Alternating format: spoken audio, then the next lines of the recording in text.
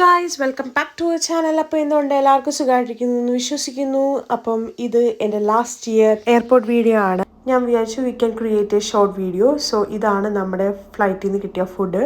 ഇത് ഞാൻ പെപ്പനെ വിളിക്കാൻ പോകുന്ന സമയത്ത് ലാസ്റ്റ് ഇയർ എടുത്തതാണ്. പക്ഷേ ഇതിനൊരു ട്വിസ്റ്റ് ഉണ്ട്. അതെന്തെന്ന് ചോദിച്ചാൽ when I created this video ഇത് എൻ്റെ അടുത്തിരുന്ന വ്യക്തി എന്നെ നോക്കുന്നുണ്ടായിരുന്നു. So I suddenly stop the video. So അപ്പോൾ എനിക്ക് ബാലൻസ് എടുക്കാൻ പറ്റിയില്ല.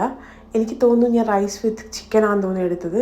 ഈ UK വന്നതിന് ശേഷം ഞാൻ ഏറ്റവും കൂടുതലൊരു സംഭവം ഉണ്ടായത് പോർക്ക്, ബീഫ്, മട്ടൺ ഇങ്ങനത്തെ കൈൻഡ് ഓഫ് മീറ്റ്സ് ഞാനിപ്പോൾ ഫുള്ളി അവോയ്ഡാണ്. കാരണം എനിക്കറിയില്ല, എനിക്കിതിന് ടേസ്റ്റ് പിടിക്കാത്തതാണോ എന്താണെന്ന് എനിക്കറിയില്ല. പക്ഷേ നാട്ടിൽ പോകുമ്പോൾ ഞാൻ ബീഫ് കഴിക്കാറുണ്ട്. മട്ടനും പോർക്കും എനിക്കിഷ്ടമല്ല. So anyway I couldn't record my remaining video clips and I thought I could add some video clips of my journey back to the UK with my Peppu. And here it is.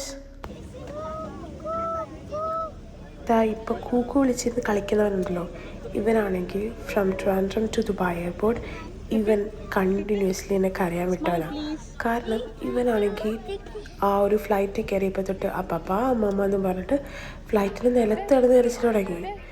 ഞാൻ ശരിക്കും എന്ത് ചെയ്യണമെന്ന് അറിയാൻ വയ്യാത്ത ഒരവസ്ഥ ഉണ്ടല്ലോ, അങ്ങനെ ഇരുന്ന് പോയൊരു സിറ്റുവേഷനാണ്. But from Dubai to London ഇവൻ ശരിക്കും എൻജോയ് ചെയ്തു. അതെനിക്കെന്താണെന്നറിയില്ല. ചിലപ്പം അവൻ്റെ ഉറക്കച്ചടങ്ങെല്ലാം വിട്ടതുകൊണ്ടൊക്കെ ആയിരിക്കും. ഞങ്ങൾ നൈറ്റ് ഫ്ലൈറ്റ് ആയിരുന്നു.